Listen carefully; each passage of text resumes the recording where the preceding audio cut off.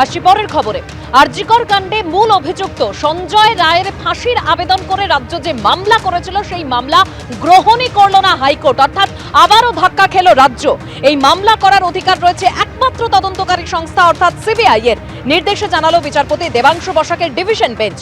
সর্বোচ্চ শাস্তি চেয়ে মামলা করার অধিকার রাজ্যের নেই, নির্দেশ কলকাতা হাইকোর্টের। আরজিকরের ঘটনায় মূল অভিযুক্ত সঞ্জয় রায়ের আমৃত্যু কারাদণ্ডের নির্দেশ দেয় শিয়ালদা আদালত। সেই রায়কে চ্যালেঞ্জ করে সর্বোচ্চ শাস্তি অর্থাৎ ফাঁসির সাজার আবেদন নিয়ে কলকাতা হাইকোর্টের দ্বারস্থ হয় রাজ্য। সিবিআই এর বক্তব্য ছিল যে রাজ্য এই মামলা করতে পারে না, এই মামলা করার অধিকার রয়েছে একমাত্র তদন্তকারী সংস্থার অর্থাৎ সিবিআই এর। কার মামলা গ্রহণযোগ্য, রাজ্যের না সিবিআই এর, এই মর্মেই শেষ হয় সওয়াল জবাব। পরিবারের বক্তব্য ছিল তারা সঞ্জয় রায়ের ফাঁসি চান না, রায়দান স্থগিত রেখেছিল আদালত।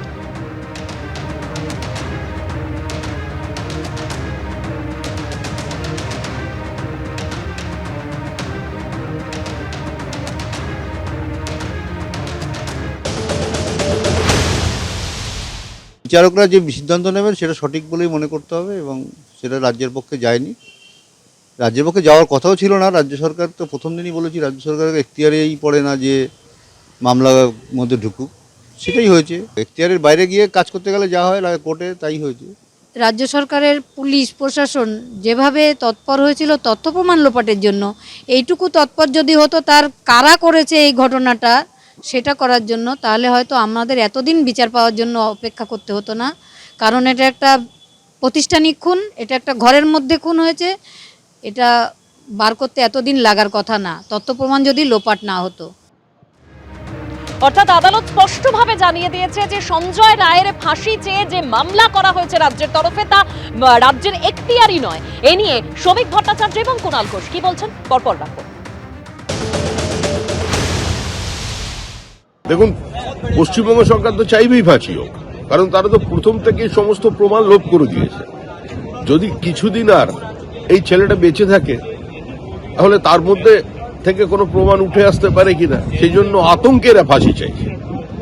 আর সিবিআই তার বিরুদ্ধে প্রমাণ চেয়েছে, তারা ক্যাপিটাল পানিশমেন্ট চাইছে। আমরাও চাই যে অপরাধ করেছে তার ফাঁসি হোক, কিন্তু তদন্তের স্বার্থে এবং যারা সমস্ত তথ্য প্রমাণ লোপাট করে একটা প্রাতিষ্ঠানিক খুন করলো তাদের মুখোশ খুলে দেওয়ার জন্য, তাদের শাস্তির জন্য এর আরো কিছুদিন বেঁচে থাকার প্রয়োজন।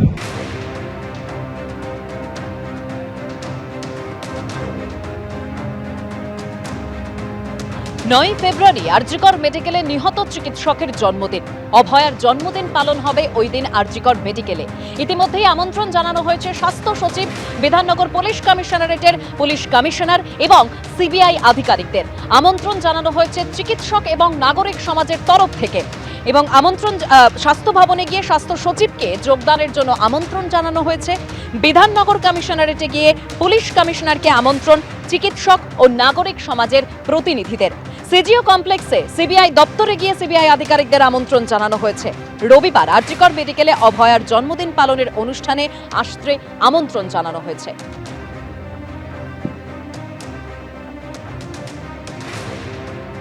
অভয়া মঞ্চের পক্ষ থেকে আজকে সকলে বিধাননগর কমিশনারেটের সামনে এসছেন। ঠিক কি কারণে এসছেন তাদের থেকে জেনে নেব কি জন্য তারা এখানে একত্রিত হয়েছে। আপনারা এখানে কি পরিকল্পনা নিয়ে? আমরা অভয়ার পরিবার 9ই আগস্ট আরজিকর মেডিকেল কলেজে অভয়ার নৃশংস হত্যার পর আমরা যারা মনে করি আজকে যে অভয়া আমাদের পরিবারের মেয়ে, আমাদের সেই পরিবারের মেয়ে, বাংলার মেয়ের 9ই ফেব্রুয়ারি তার জন্মদিন, এবং জন্মদিন গত কয়েক বছর তার কর্মক্ষেত্রে পালন হয়েছে। তাই আমরা এবার তার জন্মদিন পালন করব আরজিকর মেডিকেল কলেজে 9ই ফেব্রুয়ারি বিকেল 5:30টায়। আমরা সেজন্য এই দীর্ঘ সময়ে আমাদের বিভিন্নভাবে যারা এই ঘটনার সাথে যুক্ত আছেন, তার মধ্যে বিধাননগর পুলিশ কমিশনারেটেরও যারা অফিসার আছেন, যারা কর্মী আছেন, তাদেরকে অভয়ার জন্মদিনে আমরা আমন্ত্রণ জানাতে এসেছি। আপনারা এখানে এসছেন আমন্ত্রণ জানাতে, তো এইখানে বিধাননগর কমিশনারেটের পর আর কোথায় কোথায় যাবেন এই নির্দিষ্ট করে আমন্ত্রণই বা সবাইকে জানাচ্ছেন কেন? নির্দিষ্ট করে আমন্ত্রণ জানানো হচ্ছে কারণ হচ্ছে যে 9ই ফেব্রুয়ারি যেটা তার জন্মদিন আমরা পালন করছি তার পরিবার হিসেবে। আমরা এর পরে আরও বিভিন্ন যেমন স্বাস্থ্য ভবন, ওয়েস্ট বেঙ্গল মেডিকেল কাউন্সিল তাদের অফিসে যাব এবং তাদেরকেও আমরা আমন্ত্রণ জানাবো এই অনুষ্ঠানে আসার জন্যে।